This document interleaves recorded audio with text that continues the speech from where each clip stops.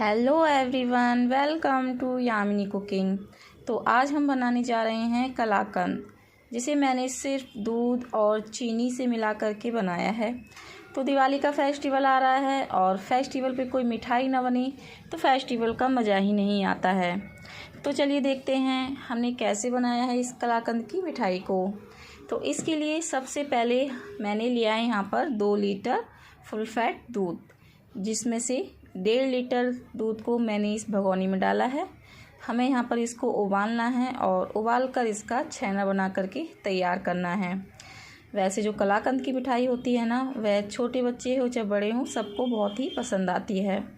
तो चलिए अब इस दूध को हम ट्रांसफ़र कर लेंगे एक दूसरी गैस पे, और हम यहाँ पर लेंगे एक कढ़ाई और जो हमने आधा लीटर दूध बचाया था वो हम यहाँ पर डाल देंगे। और इस दूध को हम यहाँ पर इतना उबालेंगे कि उबल कर यह आधा हो जाए, यानी कि हमने अगर 2 कप दूध लिया है तो उसको इतना उबालना है कि वह 1 कप हो जाए। चलिए इसको उबलने देते हैं और जो हमने भगोनी में दूध चढ़ाया था उसको ढक देंगे ताकि उसमें जल्दी से उबाल आ जाए। और इस दूध को हमें फाड़ना है, तो इसके लिए हम ले रहे हैं यहाँ पर 2 चम्मच विनेगर। 2 चम्मच विनेगर लिया था तो इसमें ऐड करेंगे हम 2 चम्मच पानी।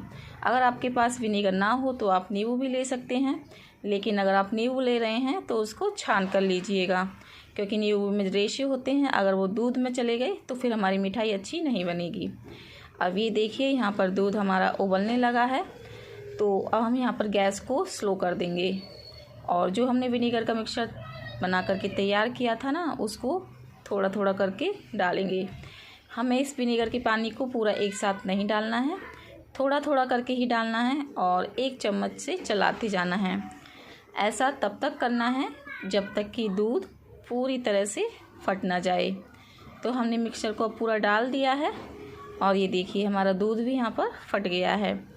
तो अब जब दूध फट जाए तो हम गैस को बंद कर देंगे और इसको 3-4 मिनट के लिए ऐसे ही छोड़ देंगे। और जो हमने कढ़ाई में दूध लिया था वह भी उबल कर थोड़ा कम हो गया है, तो इसको अभी और उबलने देंगे। अब जो हमारा छेना बन के तैयार हुआ था उसको हमें छानना है। तो मैंने एक बाउल के ऊपर एक छन्नी ले ली है, उसके ऊपर एक सूती रुमाल लगा लिया है। अगर आपके पास कोई सूती दूसरा कपड़ा हो तो वो ले लीजिए, सूती चुन्नी हो तो आप वह भी ले सकते हैं। तो 1 चम्मच की हेल्प से मैंने सारे छेने को यहाँ पर निकाल लिया है। अब हम इसको ट्रांसफ़र करेंगे दूसरे बाउल में। और ये छेने का पानी होता है, इसको फेंकना नहीं है। आप चाहे तो इससे आटा भी लगा सकते हैं या फिर इसको कढ़ी बनाने के काम में भी ले सकते हैं। तो अब जो ये छेना है, अब हमें इसमें डालना है पानी, जिससे कि जो इसका खट्टापन होता है वह यहाँ पे सारा निकल जाए। तो मैंने यहाँ पर बहुत सारा ठंडा पानी डाल दिया है और अब हमें यहाँ पर इसको निचोड़ना है। तो हमें यहाँ पर इसको इतना निचोड़ना है कि पूरा पानी बिल्कुल हट जाए, यानी कि इसमें बिल्कुल भी मॉइस्चर नहीं रहना चाहिए। तो देखिए जो हमारा छेना है एकदम बिल्कुल परफेक्ट बनके तैयार हुआ है। अब इस छेने को हमें यहाँ पर मैश करना है।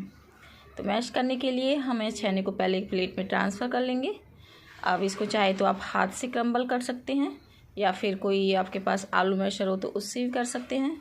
मैंने यहाँ पर फोक लिया है और उससे मैं इसको मैश करूँगी। जब भी आप कोई छेना बना के तैयार करें तो उसको डायरेक्टली ही दूध में नहीं डालें, पहले उसको मैश कर लें।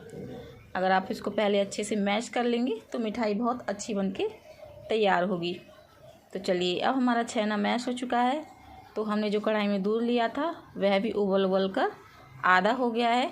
तो अब हम इसमें डालेंगे चीनी। तो मैंने यहाँ पर 1/3 कप चीनी ली है। अगर आपको मीठा ज़्यादा पसंद हो तो आप थोड़ी और ले लीजिए, अगर कम पसंद हो तो कम कर दीजिए।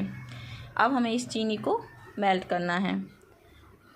तो चीनी वैसे हमें इसी स्टेज पर डालनी है, ऐसा नहीं करना है कि पहले जो छेना है उसको डाल दें बाद में चीनी डालें, ऐसे बिल्कुल भी नहीं करना है।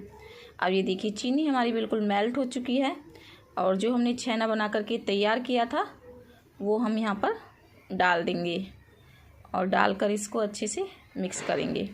और यहाँ पे फ्लेम को हाई ही रखना है। अगर हम इसको हाई फ्लेम पर ही पकाएंगे तो हमारे जो कलाकंद हैं वो एकदम वाइट बन के तैयार होंगे, और अगर हम इसको एकदम लो कर देंगे तो यहाँ पे इसका कलर चेंज भी हो सकता है।